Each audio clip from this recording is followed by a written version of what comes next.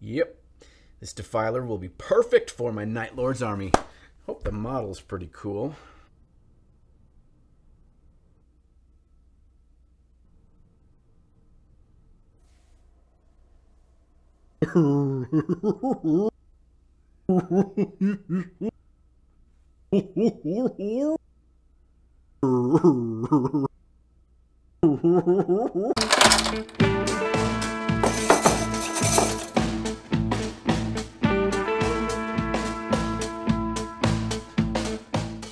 Hello again, hobby friends. You know, we always come across models that strike our eye as being something that we really are drawn to. We must purchase it. We must paint it. But on the other side of that coin, there are always those models that we look at and say, that is hideous. But what if there's a model that we really dislike the look of, but we also want to use it in our gaming for our army list? I recently came across that exact issue when building out my Warhammer 40k army list for my Night Lord's army. You see, the defiler would be the perfect heavy support for my baddie boys as they descend from the skies and it rains down hellfire and pinches things with creepy claws. And that's just it. I want to use this model, but I can't. It's so friggin' ugly. So instead of buying that ugly hunk of junk, I decided to spend my money on a couple other kits that I had a vision would come together and make a better version of the defiler.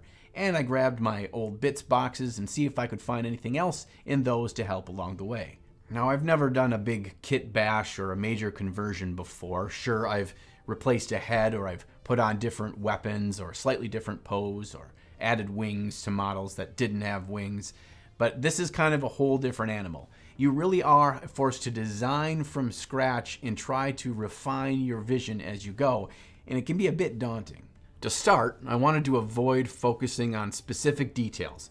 Rather, try to figure out how to create the main big sections of the model, and I wanted to stick with this arachnid-style mechanical legs that the defiler model is kind of known for.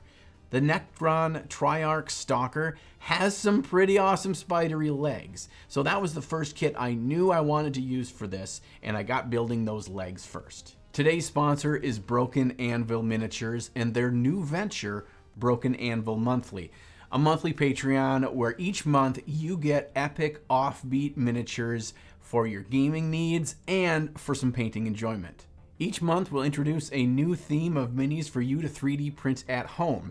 In April, the theme was Barconians, some epically fantasy-inspired doggos that you can print out and use in your games or just adore them for being such a good boy. And I'm super pumped for May and June, where the epic theme is too massively awesome to be held in 1 month alone, and it's called The Graveyard Shift, where we have some awesome vampire hunters storming the castle and going up against the legions of undead led by the vampires. And I think we could probably use these awesome minis for an existing board game that just came out. Maybe you've heard of it. Who knows? So check it out. Head on over there. The link is in the description below for the Broken Anvil Miniatures Patreon and Broken Anvil's Monthly. Thank you, Broken Anvil, for supporting the channel. Let's get back to the video.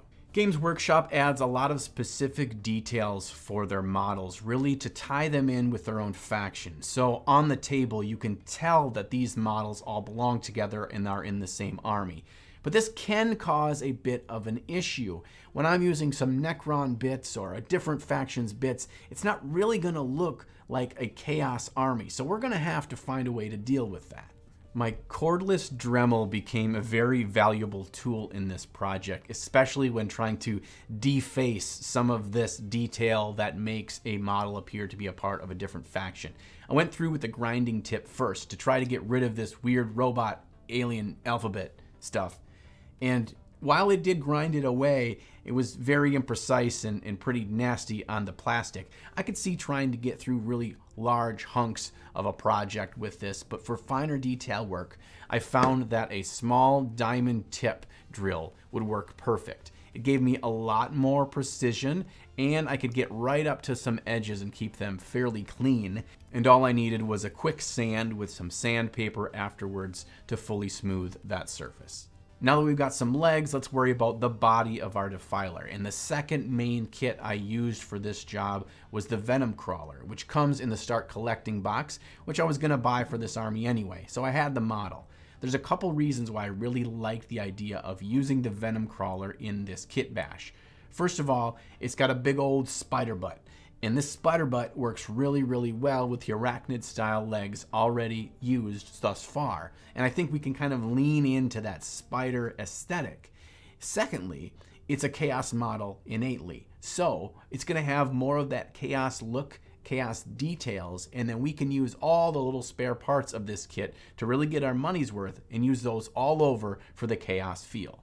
My plan was to take these two main separate parts, get them put together, and then just kind of hold them up next to each other and try to find the best position or pose that they would work together in. I think there needs to be another section of body added for this kit. It just seems like there's not enough meat here. And I looked at the Helldrake kit, and I thought maybe there'd be a body section that I could grab there and use, but they all felt a little bit awkward and not quite the right shape. But I did pull out this Dark Eldar Talos engine kit. It has this really cool back armor plate, and I think I want to use this. I don't know where yet, but I'm going to put it together and we'll figure that out later. It looks like I still need more to fill out the body and find a head for this piece. So I dug out my bits bins and started to dig through there with some desperation that I might find something useful. In addition to finding some guns and some chains and some interesting details that I think I can add later, I did find a big old zombie dragon head and this buggy looking thorax thing from a nurgle plague drone. It's great to dry fit pieces to find out what fits where and what looks good together. And that's exactly what I did with this zombie dragon head and that Dark Eldar armor piece. It looks like they were meant to go together, so I'm not going to fight it. Now I just need something to connect this head and neck region to the spider butt. We still have a gap between our spider butt and our dragon head, and I decided I was just going to hack off the nurgle drone thorax thingy, so then now I got a bug butt next to a nurgle butt and squished together with the head. And that's a lot of butts for one video, but sorry YouTube. And I've always liked this little saw for doing stuff with terrain and base building, but it actually is great for just hacking through kits like this relatively smoothly. And I'll put a link to it in the video description below, like I always do for stuff that I use. How I deal with connecting plastic model parts that weren't designed to be connected and don't fit together flushly.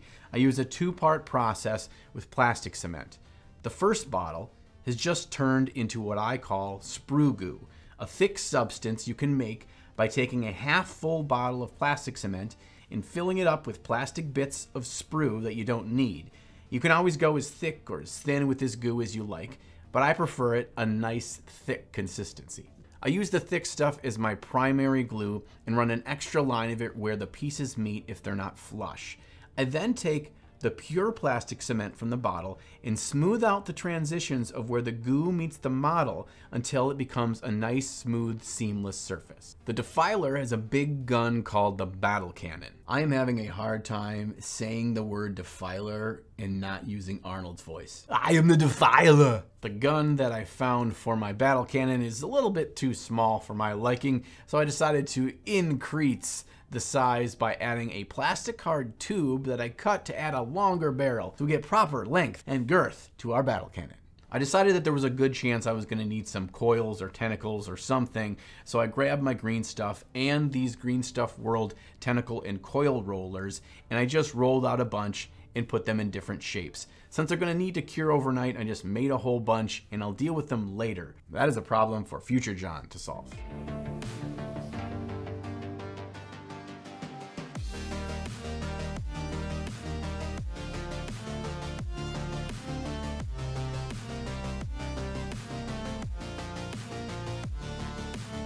As long as my green stuff is out, I decided to smooth the transition between the spider butt and the nurgle bug butt and make sure that they're nice and smooth.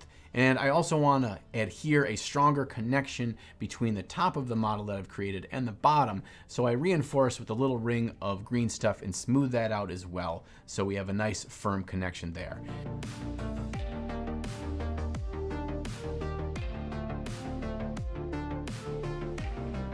To make sure that the model keeps that chaos feel, and to make best use of the Venom crawler I hacked up to make this model, I tried to use as many of its bits as I could.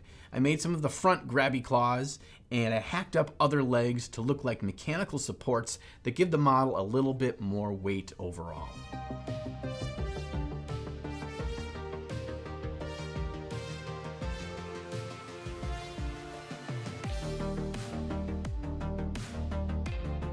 The underside of our beast looks a little bit barren at this point, but to ensure that no Primaris is safe underneath our defiler, I decided to use these cool tentacles from that Dark Eldar Talos kit, kind of flaying out towards the enemies. And a quick patch job with Spackle makes additions like these feel like they were sculpted into the model from the get-go.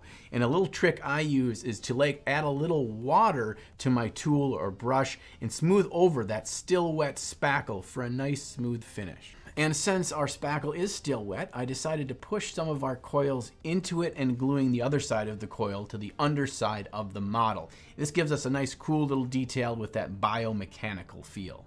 Now and then I'd bring the Dremel back out and deface those parts that didn't feel too chaosy. And I have an idea of how I'll further cover these later with some grime, so I'm just making sure that I get away the obvious lines and symbology at this point. The guns that are supposed to be used on this big spider butt kit seemed a little bit too wimpy for my tastes, so I dug around in my bits box and found some nice hefty barrels, and with a little hack and a little plastic glue, they look like they belonged right in this kit. Unless you accidentally put your gun barrel on upside down, whoops. Luckily I caught it while the glue was still wet and I just pulled it off and fixed it good as new.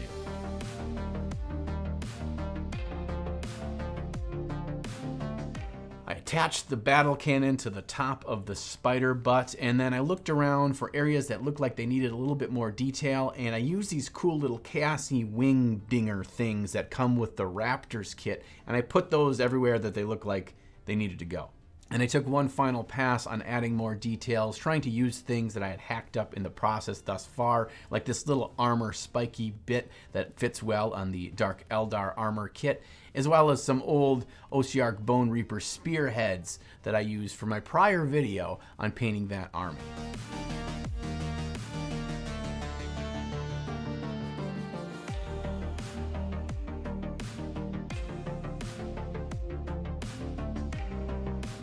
In a rare moment of intelligence, I actually went back and checked the data sheet on the defiler to make sure I didn't miss any weapons that I needed to have on here, and I realized it has a really nasty melee weapon known as the Scourge. And I have no idea what a Scourge is, but it's an excuse to add this sweet whippy tail to the model.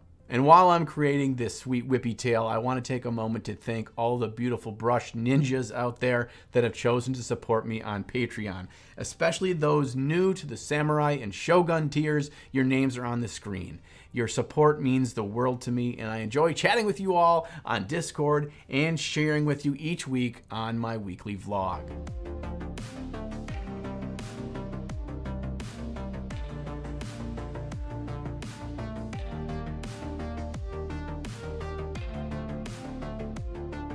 And now that our defiler is properly bedazzled and bojangled, there is one more step to really bring the grim dark funk in here, and that is for us to use some texture pastes all over. Not only can this hide the seams and areas and gaps that we don't want to draw attention to, but it also will build up a natural, dirty, gritty texture. I use two stuff.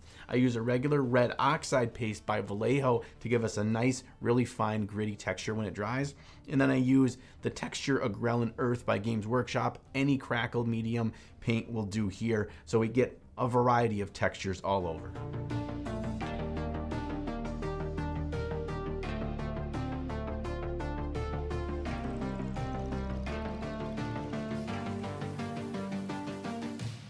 Our beautiful defiler here is now battle ready and excited to hit the field. But there's one more thing she needs, and that's a name. And that's where you come in. I need some help coming up with her name that I will call her on the table for every game. So in the comments below, give me your ideas. Tell me your best name for her. And after a week or so, I'll pin in the comment section my choice based all on your names.